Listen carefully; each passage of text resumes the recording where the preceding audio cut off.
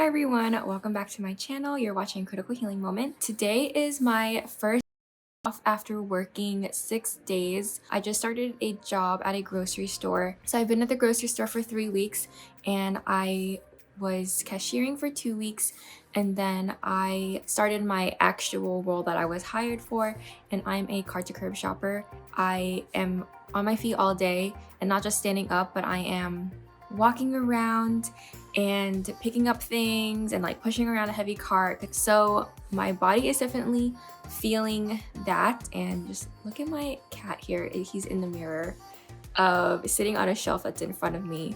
I definitely feel like I need to stretch, so I'm going to be doing yoga in just a bit.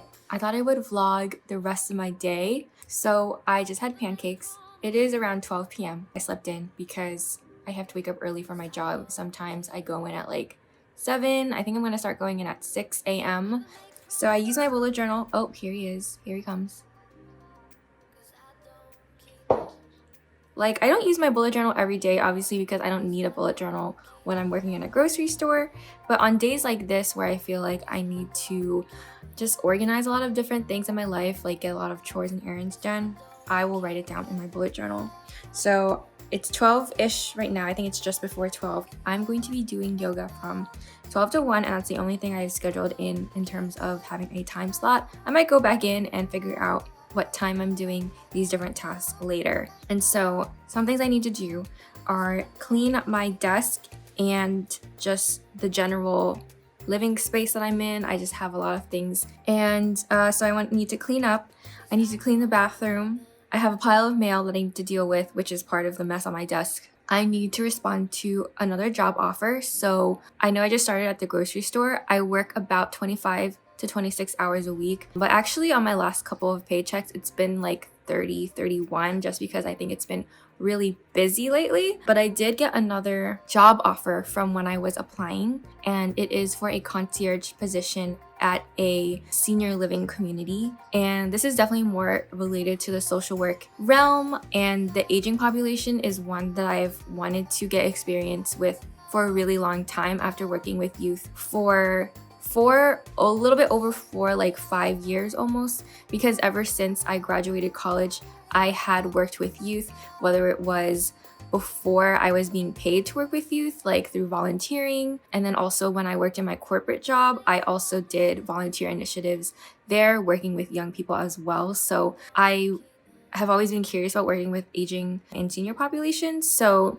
I think this will be great. So I need to respond to that offer, and I was waiting. Like, I had a really good interview with them. To be honest, like, interviewing after my internship experience has been really nerve-wracking because I still feel a lot of doubt about what was my fault. Like, I guess I still have some like self-blame in terms of how it all went down and how I reacted in it. You know, when I actually like take a step back and look at it from a step back further, I do see how other people have also like contributed towards how everything went down. And I don't even think that the conflict was limited to me and my supervisor, but that a lot of the different parties who were involved in resolving the conflict had also made it worse. It was really complicated, and I'm gonna get more into that in a bit. During this interview, I had to bring up the situation twice, and like the response I got from them was actually like more understanding than everyone I talked to like in the grad school program. And I think it's just because the values that this like senior living community organization has is much more aligned with mine and how I want to approach being a part of a team and teamwork and supervision and mentoring and coaching and all of that. So I was like pleasantly surprised at how they reacted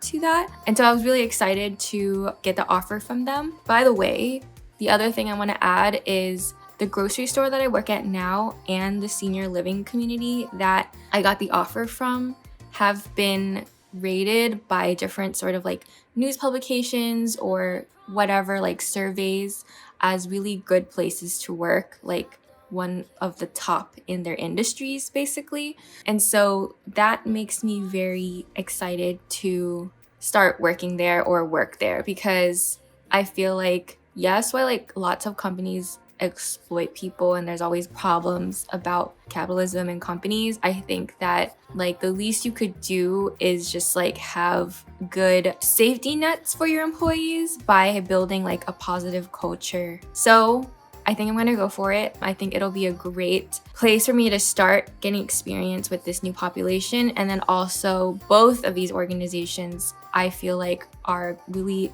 good places to eventually like grow my career in any way. Like I mentioned in my other vlog, in the corporate setting, possibly going into like employee assistance programs, or my previous background is in business and in like operations management and supply chain, and that totally works in a grocery store. I have to meal plan today, so I'm going to be making burrito bowls.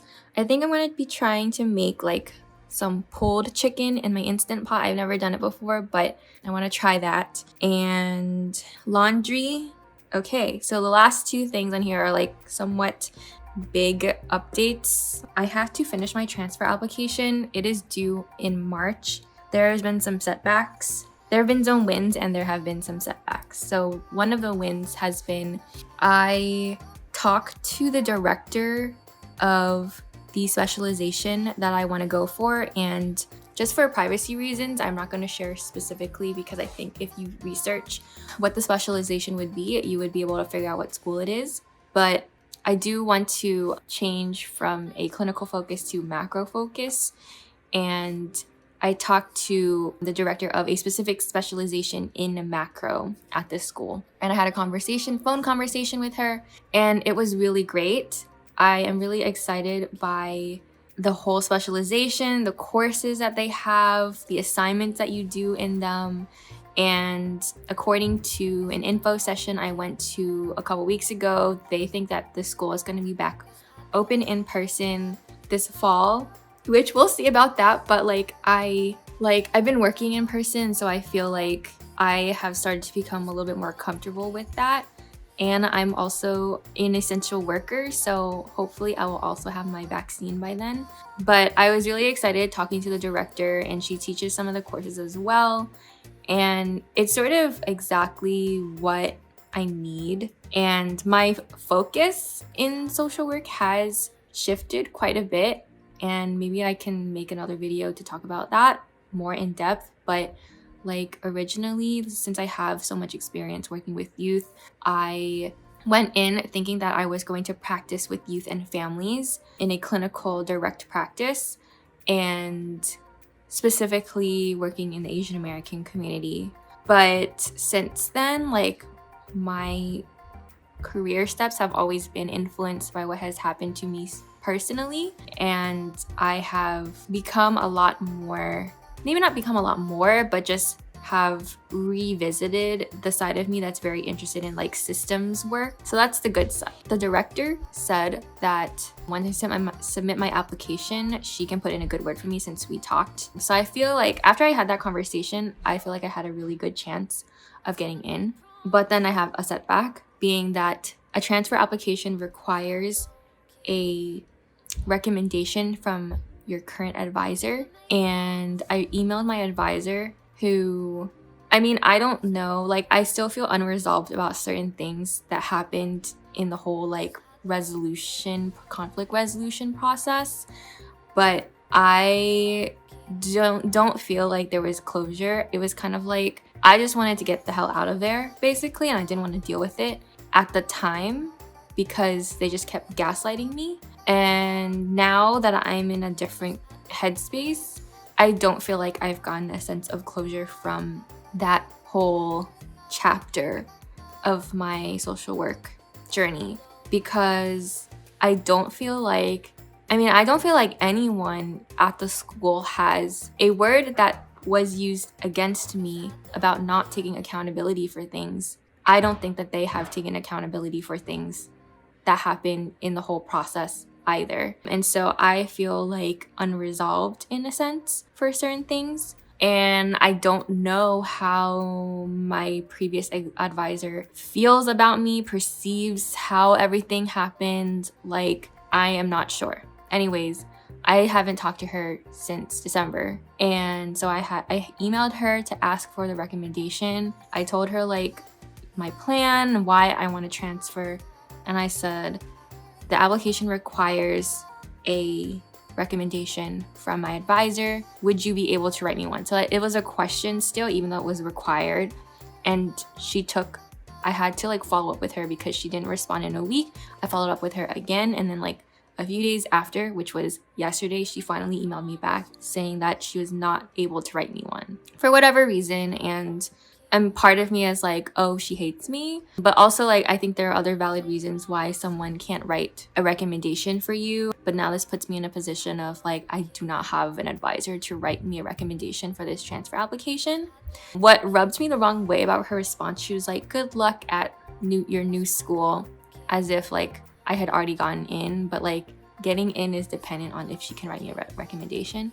So what I did was I responded back to an email thread that was between like the field coordinator, like the director, assistant director. There's like multiple people on this email about me switching. I'm in my old program from clinical to macro because I was supposed to get a new advisor if I had started going back to classes again this semester. And I was like, this is a situation, like I think that going to a traditional program, not an online program, would be a better fit for me. So I want to transfer, and this is what I want to major in, blah, blah, blah. Now, I already asked my previous advisor, she's unable to do it. Like, can the person who is supposed to be my new advisor write me one? And it's supposed to be about your academic performance. And I have a 4.0. Like, I have not gotten below like a 96 on, like all the assignments are essays. I've not gotten below like a 96 on any of my papers. And so I was like, I actively participate in every class. Like, I write good papers. You can ask any one of my professors. I have, like, if the topic interests me, I'm also a student that goes to office hours. I meet with the professors because I'm very curious about this area and this field. Because the people who are writing these recommendations, the advisors, they do not see me on a day-to-day basis or even week-to-week basis anyways. So I emailed them last night and I have not heard back yet, so we'll see. I'm not entirely sure what I will do if they refuse to do that. I did email the admissions counselor and I was like, this is a situation. Like, she was like, the only person who is sufficient is the advisor. And I'm like, I'm hoping someone from the advisement office can do it. And I hope that with the good word from the director of that specialization, that will be enough to get me in. If I don't, then like literally the thought that crossed my mind yesterday was like, I'm just going to drop out because I don't think I can go back to the same program. I guess the other thing I could do is like, I could literally start over. Like, I could just start from day one and not be a transfer and just like do everything over again.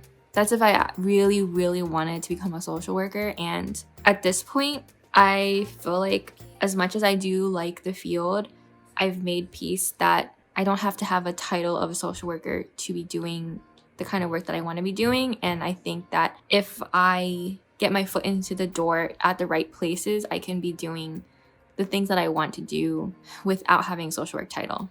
And I don't need to be a clinical person because I don't need to diagnose people and I don't need to be involved in the medical industrial complex. And then the last thing I need to do is I need to respond back to an acquaintance of mine who I know from high school who now does a podcast, and he invited me to be on his podcast.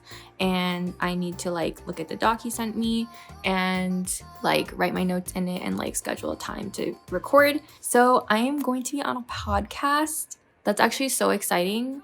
And I've been thinking about like, if y'all want a critical healing moment podcast, because like all I'm doing is talking to a camera anyways, I could just like make it easier for myself and just not film a video. Let me know in the comments if you want a podcast about, I don't know, what would it be about? Let me know what you would want a podcast about. Okay, so now I'm going to stop talking and I'm going to finally do my yoga and then get on to the rest of my day.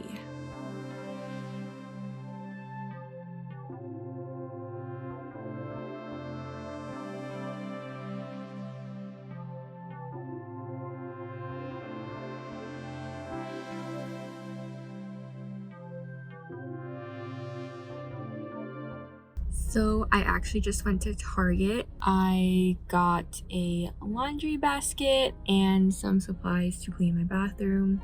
Just things that I needed. So it's past 3. Yeah, I feel like my day is like over. That's what I feel like my days end at like 3 or 4. But I still have a lot of stuff to do because I literally didn't do anything like after yoga. So I'm about to make some lunch before I clean my bathroom. And also, I'm going to go to PetSmart later, so I don't even know if I'll get to clean my bathroom today. Also, my house has a new cat who doesn't get along with my cat yet, so they're separated and he wants to come into the kitchen, the door is closed. For lunch, I'm making grilled cheese and fries.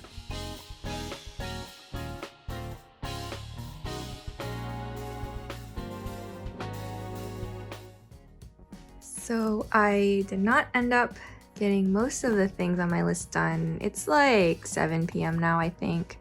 And I got really tired after eating my lunch and I just laid down and watched some YouTube videos. And then I went to PetSmart and then I got this cat toy in the mail.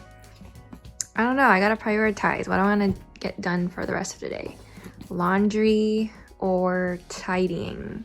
I did receive an email from one of the directors in my program and she seemed like she'd be able to write my reference, so I think that's a good to go.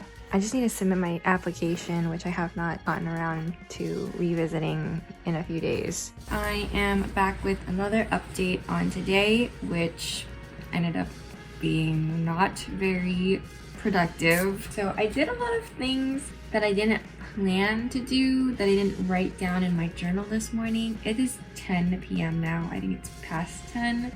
I'm tired, but that's okay because I have 2 more days off. It's okay to not get everything done.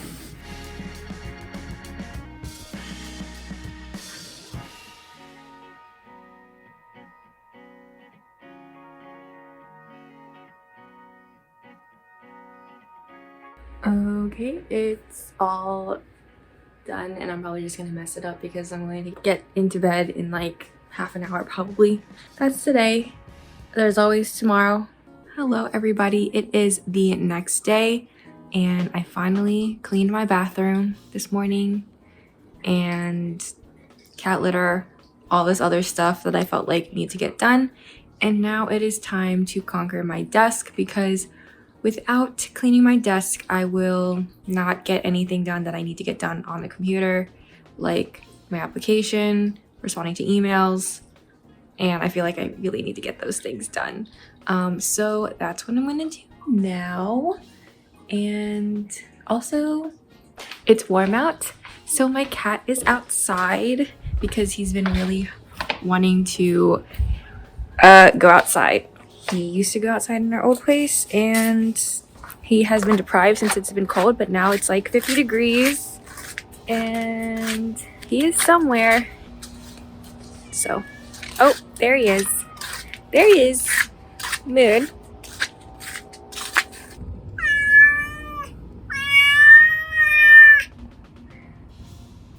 Okay, time to clean my desk.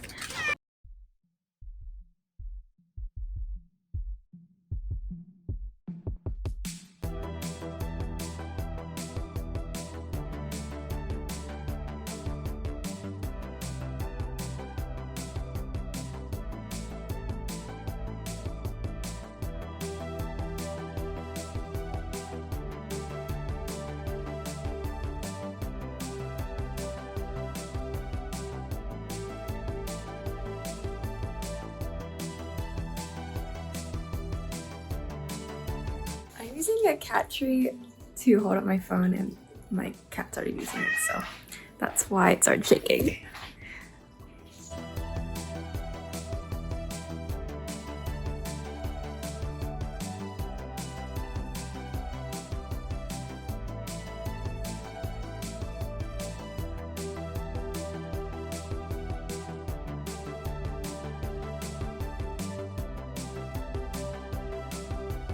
Okay, now that it's all clean, it's so much more manageable.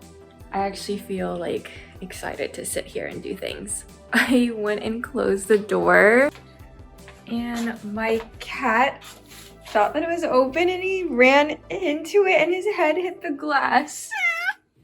Okay, here we are at my desk. I was like, should I put my ring light on? This is too much effort.